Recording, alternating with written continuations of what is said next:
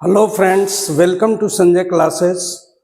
कल के वीडियो में हमने आपको ग्रेविटेशनल फोर्स और न्यूटन्स लॉ ऑफ ग्रेविटेशन के बारे में हम लोगों ने पढ़ा था, यूनिवर्सल कांस्टेंट के बारे में पढ़ा था। अभी तक के आपने अगर चैनल को सब्सक्राइब नहीं किया है तो प्लीज़ सब्सक्राइब कर लें, लाइक करें और शेयर करें। आज उसका अगला जो पार्ट है कि acceleration due to gravity G, इससे अक्सर सवाल होते हैं सब जगह, सभी कंपटीशन में सब जगह acceleration due to gravity small g से जुड़ा हुआ सवाल होता है। इसलिए हम समझते हैं कि ये बहुत ध्यान से देखने की ज़रूरत है और इसको ध्यान से देखिए कि कैसे हम लोग इसको ड्रॉ करते हैं और किस तरह से ये वेरी करता है। ये बहुत ही इंपॉर्टेंट चैप्टर है, यहाँ ध्यान दें। ग्रेविटेशन में अगर मुक्त रूप से गिरती हुई वस्तु के लिए गुरुत्वाकर्षण बल F जो हम लोग पढ़ते थे, F बराबर GM by are square. M mass of earth है capital M, G universal constant है, R डिस्टेंस फ्रॉम सेंटर है और M मास ऑफ ऑब्जेक्ट है। यहाँ पर अगर M को हम यहाँ ले आते हैं तो F by M equal to GM by are square. जैसा कि हमको पता है कि F बाई M बराबर G होता है, स्मॉल g यानी acceleration due to gravity g होता है। g बराबर, इसको हम लोग लिख सकते हैं एक्सेलरेशन ड्यू टू ग्रेविटी,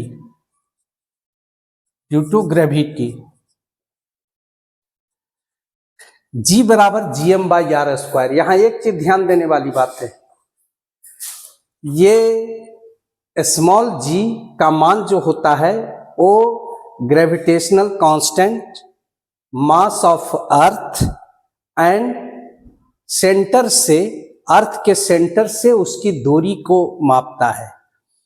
इसका मतलब ये हुआ कि g बराबर GM बाई आर स्क्वायर में कहीं भी वस्तु के मास का कोई रोल नहीं होता।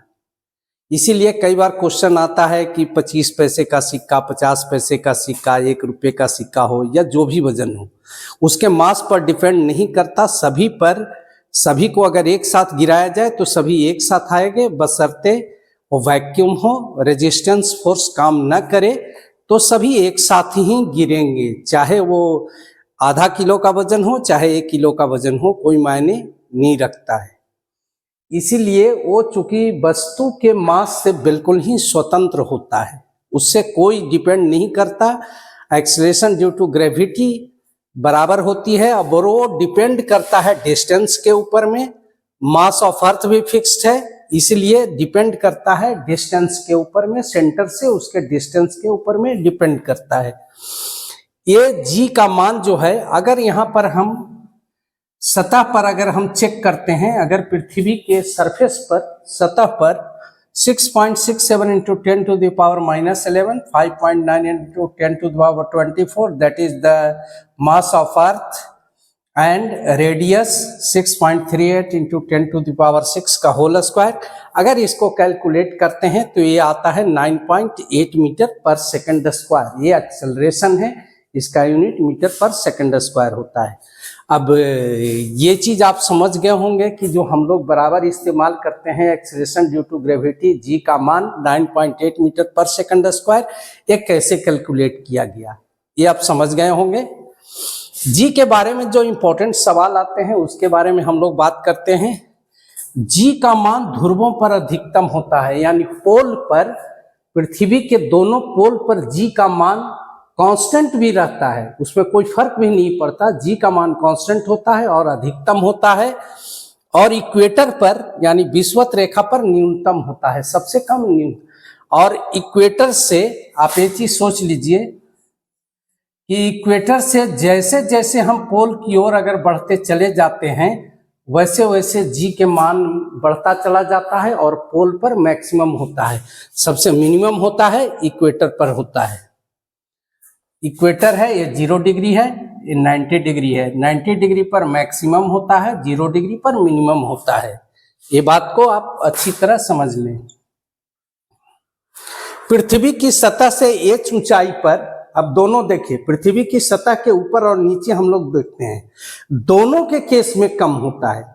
यानी जैसे ही पृथ्वी की सतह पर मैक्सिमम होता है, पृथ्वी की सतह के ऊपर जाते हैं तो g बराबर gm/r प्लस h का स्क्वायर, डिनोमिनेटर बड़ा होगा, नेचुरली g के मान में कमी आएगी। पृथ्वी की सतह से h गहराई पर जाते हैं तो ये प्रोपोर्शनली चूंकि मास में कमी आती है, पृथ्वी के अर्थ के मास में कमी आती है, इसका जो डेरिवेटिव्स है वो ध्यान दीजिए, g बराबर gm/r स्क्वायर 1 माइनस h/r। ये h का मान जितना ही गहराई में जाएंगे, जितना ही ज्यादा होगा, उतना ही इसका वैल्यू कम होगा, 1 से कम होगा। अगर जितना ही ज्यादा, अगर r का वैल्यू जो होता है वो r का वैल्यू मैक्सिमम है, ये कम होगा, जितना ही कम होता चला जाएगा तो गहराई में भी g का मान कम होता चला जाता है, यानी सरफेस पर अधिकतम होता है।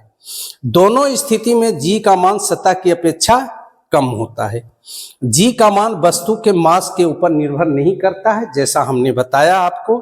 पृथ्वी के केंद्र पर g का मान 0 होता है, शून्य हो जाता है। पृथ्वी के केंद्र पर चूंकि r बराबर 0, इसलिए इसका मान जो है वो 0 हो जाता है। आगे देखें, पृथ्वी अगर दो कंडीशन आता है, अगर अर्थ का जो रोटेशन है, पृथ्वी अपने अक्ष या एक्सिस के ऊपर में जो घूमती है, 24 घंटा में जो एक बार घूम जाती है, ये घूमने का अगर स्पीड बंद हो जाए तो क्या होगा, या अगर तेजी से घूमने लगे, स्लो हो या बंद हो जाए तो क्या होगा, अगर ये तेजी से घूमने लगे तो क्या होगा। यहां देखिए, अगर पृथ्वी अपने अक्ष के परितः घूमना बंद कर दे तो g के मान में वृद्धि हो जाएगी, लेकिन ध्रुव पोल के ऊपर में कोई फर्क नहीं पड़ेगा, ये पोल के अतिरिक्त होगा, सभी जगह बढ़ जाएगी, अतः किसी भी वस्तु का भार बढ़ जाएगी। पृथ्वी अपने अक्ष पर तेजी से अगर घूमने लगे तो g के मान में कमी आएगी, यानी तब सेंट्रीपिटल फोर्स काम करेगा और g के मान में कमी हो जाएगी। लेकिन ये ध्रुव के अतिरिक्त होगा, ध्रुव पर कोई फर्क नहीं पड़ेगा, पोल पर कोई फर्क नहीं पड़ेगा। लेकिन सबसे कम कहाँ होगा, वो इक्वेटर पर होगा, भूमध्य रेखा पर होगा, वो सबसे कम होगा, ये सर्वाधिक कमी होगी। सबसे ज्यादा कमी कहाँ आएगी, भूमध्य रेखा पर होगी। भार में तो अल्टीमेटली क्या होगा, भार में कमी आ जाएगी। मतलब घूमना अगर स्लो हुआ तो भार बढ़ जाएगी, अगर घूमना तेजी से करने लगेगा तो भार में कमी आएगी, क्योंकि g के मान में फर्क आएगा।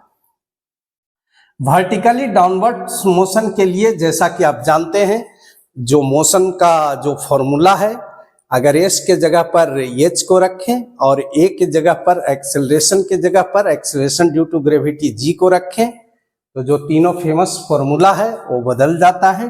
v बराबर u प्लस जी टी, ये वर्टिकली डाउनवर्ड्स के लिए है, ध्यान दीजिएगा। वर्टिकली डाउनवर्ड्स यानी कोई चीज जब ऊपर से पृथ्वी की ओर गिर रही है तब g का मान पॉजिटिव होता है, और जब किसी चीज को हम नीचे से ऊपर की ओर वर्टिकली फेंकते हैं तो g का मान निगेटिव होता है। तो वैसी स्थिति में डाउनवर्ड्स के लिए v बराबर u plus G T, h बराबर U T plus half G T square, v square बराबर u स्क्वायर प्लस 2gh। और वर्टिकली डाउनवर्ड्स के लिए, अगर ऊपर से नीचे की ओर, अपवर्ड्स के लिए अगर ऊपर की ओर फेंक रहे हैं तो g का मान निगेटिव होता है। वैसी स्थिति में वो कम होगी, तो v बराबर u minus G T, h बराबर U T minus half G T square, v square बराबर u स्क्वायर माइनस 2gh। किसी वस्तु का जो भार है वो चूंकि mg होता है, g पर डिपेंड करता है, इसलिए g का मान वेरी करेगा, जैसा कि आप लोग जानते हैं। पृथ्वी पर किसी वस्तु का भार का 6ठा भार होता है चंद्रमा पर, क्योंकि ग्रेविटेशनल जो फोर्स है वहाँ कम लगता है इसके रेस्पेक्ट में, इसीलिए उसका जो 1/6 होता है। अगर इक्वेटर पर किसी वस्तु का, किसी आदमी का वजन अगर इक्वेटर पर अगर है तो पोल पर उसका बदल जाएगा, पोल पर बढ़ जाएगा, क्योंकि g का मान बढ़ जाएगा, इक्वेटर पर सबसे कम होगा। तो भार डिपेंड करता है एक्सेलरेशन ड्यू टू ग्रेविटी के ऊपर में। ये g का मान जगह के अनुसार स्थान परिवर्तन से बदलता है, इसीलिए भार भी बदल जाएगा। इससे बहुत जुड़े हुए सवाल आपको अक्सर इससे पूछे जाते हैं और एक कॉन्सेप्ट को क्लियर रखना जरूरी है। अभी तक के आपने अगर चैनल को सब्सक्राइब नहीं किया है तो प्लीज़ सब्सक्राइब कर लें, लाइक करें, शेयर करें। आगे और भी अच्छी अच्छी वीडियो आपके लिए भेजता रहूँगा। Thank you.